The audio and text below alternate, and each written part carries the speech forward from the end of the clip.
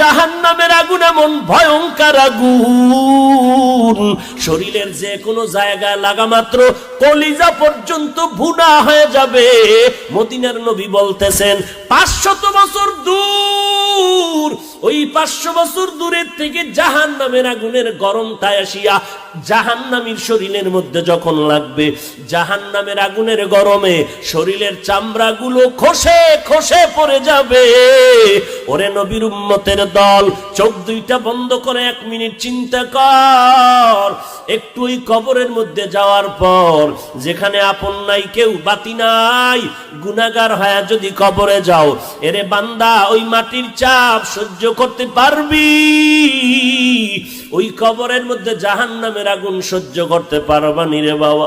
আল্লাহর কাছে ক্ষমা চাও, ও আল্লাহ আমার মতো দুর্বল আর কেউ নাই, একটা বেতের বাড়ি সহ্য করতে